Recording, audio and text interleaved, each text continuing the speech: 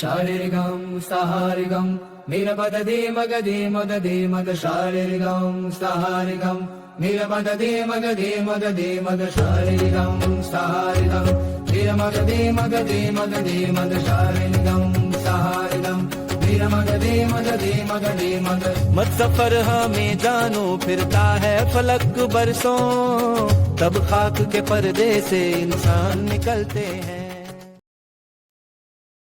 मनुष्य का परम धर्म, मुंशी प्रेमचंद। होली का दिन था। चारों ओर रंग, गुलाल, पकवान और उत्सव का माहौल था। लेकिन शहर के प्रसिद्ध भोजन भट्ट, लड्डुओं के आराधक और रसगुल्लों के अनन्य भक्त पंडित मोटे राम शास्त्री के घर में मातम पसरा हुआ था। पंडित जी टूटी खाट पर बैठे थे, मानो किसी गहरे शोक में डूबे हों। कारण, होली बीत रही थी और अभी तक कहीं से भी मिठाइयों का निमंत्रण नहीं आया था। न मालपुए, न पेड़े, न रसगुल्ले, न हलवा। पंडिताइन भी दुखी थीं। दोनों पति पत्नी इस निष्कर्ष पर पहुंच चुके थे कि शहर से धर्म, दान और भलमनसाहत सब समाप्त हो चुके हैं। तभी पंडित चिंतामणि आ पहुंचे।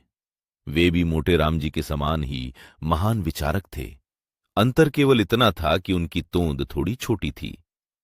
दोनों मित्रों ने दुख साझा किया, विचार विमर्श हुआ और अंत में निर्णय लिया गया कि यदि घर बैठे निमंत्रण नहीं मिल रहा तो जनता को धर्म का सच्चा मार्ग दिखाया जाए।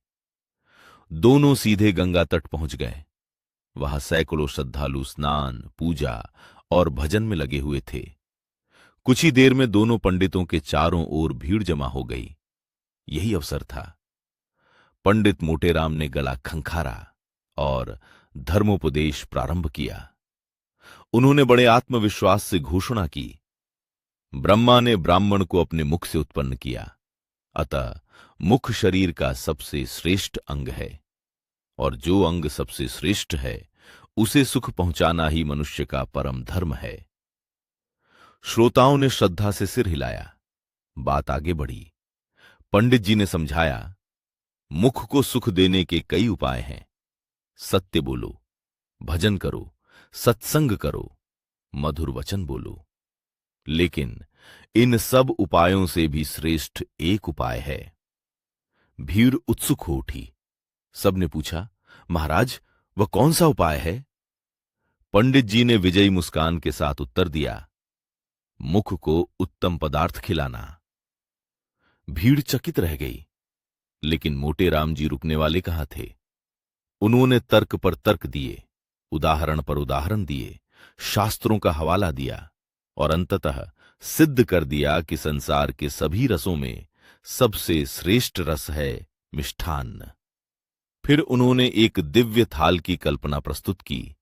जौनपुर की अमृतियां, आगरे के मोतीचूर, मथुरा के पेड़े, बनारस की कलाकंद, लखनऊ के रसगुल्ले, अयोध्या के गुलाब जामुन और दिल्ली का हलवा सोहन।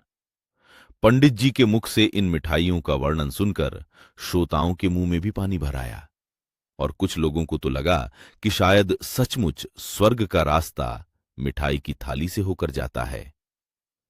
व्याख्यान समाप्त हुआ, तालियां बजीं, फूल बरसाए गए। लेकिन तभी पंडित चिंतामणि उठ खड़े हुए। उन्होंने घोषणा की कि उनके सम्मानित मित्र का ज्ञान महान है, पर एक बात में वे उनसे असहमत हैं। उनके अनुसार सारी मिठाइयां मिलकर भी जौनपुर की अमृतियों की बराबरी नहीं कर सकती। बस फिर क्या था, शास्त्रार्थ शुरू हो गया, तर्क वितर्क हुआ, वाद विवाद हुआ और देखते ही देखते धर्मसभा मिठाई सम्मेलन से अखाड़े में बदल गई। आसन चले, ललकारें चली। दोनों विद्वान एक दूसरे पर टूट पड़ने को तैयार हो गए। सौभाग्य से उपस्थित लोगों ने बीच बचाव कर दिया और इस प्रकार मनुष्य के परम धर्म की खोज मिठाइयों के गुण दोष पर समाप्त हो गई।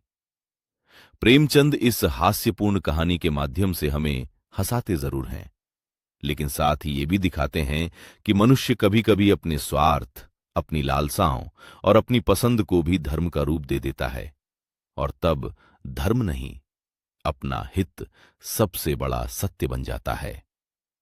तो मित्रों, आपके अनुसार मनुष्य का सच्चा परम धर्म क्या है? क्या वह स्वाद है? क्या वह पूजा पाठ है? या फिर दूसरों के प्रति करुणा, संवेदना और सदाचार?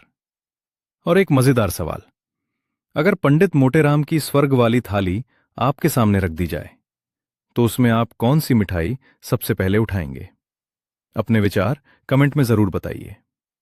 प्रेमचंद महोत्सव 2026, 50 दिन 50 कहानियां। बने रहिए हमारे साथ। नमस्कार।